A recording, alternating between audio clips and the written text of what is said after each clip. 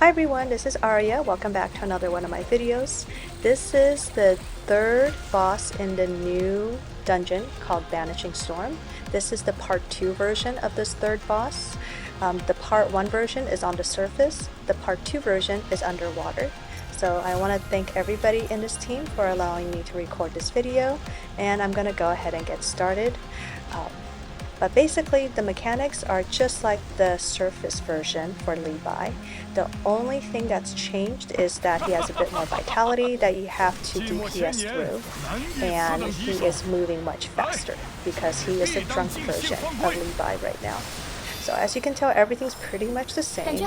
All the crazy pairings have not changed.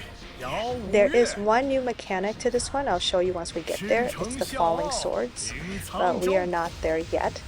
But I just want to reiterate, those of you who's watching this one, do you see that sword falling? Everyone must parry. Do you see those words right there? It literally says everyone. So if you happen to be somebody who's not parrying correctly, the names will be called out. So say a team did not parry correctly, it'll call out the names of the people who did parry correctly. So if your name gets left off that list, it's going to be kind of obvious. So whenever it's that big AoE line parry, you want to make sure you do the group huddle. Okay, and then there's the smaller parry, but that just takes 1 or 2 people to parry. Okay, and this group I know has no issues because I purposely created this group with 6 different classes, because 6 different classes gives you the extra class buff, which really helps out. And again, this third boss in Banishing Storm is actually a healer check boss. So if you're a healer and you're watching this, take a look at the skills I'm using, because I did have to switch it all up in order to get past this. And as you can tell, poor King, he died, because I made a mistake in my combos as I was casting my heals. Because even as a healer, I have to parry as well. So as a healer, if you're caught in parrying and not healing, then that's a bad idea. So for this one, right there, you see how it says everyone? That means everyone in my team parried correctly, and I quickly casted Ode, and I quickly casted my Heart's Vow to make sure it heals anybody who got hurt in that attack. Because that attack, even though everybody parried, it still packs a punch. So as a healer, you want to make sure everyone's at full health going into that big parry, and then heal everybody back up again after the parry. This way, everyone is ready. Moving on to the next mechanic, especially the falling swords one. Do you see right there?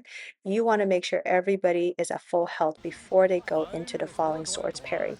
And you as a DPS should try your best to try and break free from that falling swords parry if you can.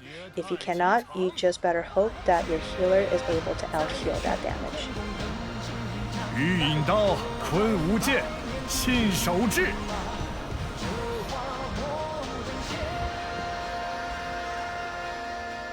Alright, so the big line parry is about to happen. As a healer, I always cast a big heal before the actual parry happens, and then I hit parry, and then I quickly hit Ode and try to heal everybody back up again with Heart's Vow. And all of this must happen super fast, because generally right after this is the big raining swords. You see how it's a raining swords again? And that you have to make sure to spam heal all your teammates, especially for the ones that are not able to break free or escape.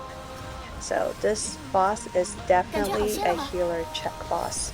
All your healing combos must be on point, because if you're even off by a little bit, or you forget to click on a heal button and then now you can't use that heal anymore, your whole team could wipe, because you are not able to cast the correct heals at the correct time. So that is it for this boss.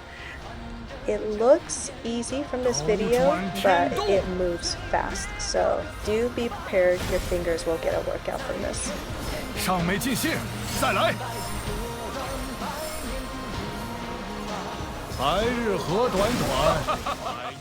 Alright, and that is it for this boss. I know we kind of made it look easy because we only need a one run through with this team for this boss, but that's because most of the people on this team have already put in their time into this dungeon. If this is your first run through, it's going to take a few attempts to clear it, so don't feel bad if you can't clear it in just one or two tries. It does take a while to kind of get the timing down and the mechanics down to clear it, but at the end of the day, it is totally worth it. My healing intensity, I believe, going into this was over 5,000, and my attack was over 6,000. Hopefully this video helped you. Thanks so much for watching. Please like and subscribe, and hope to see you in the next one.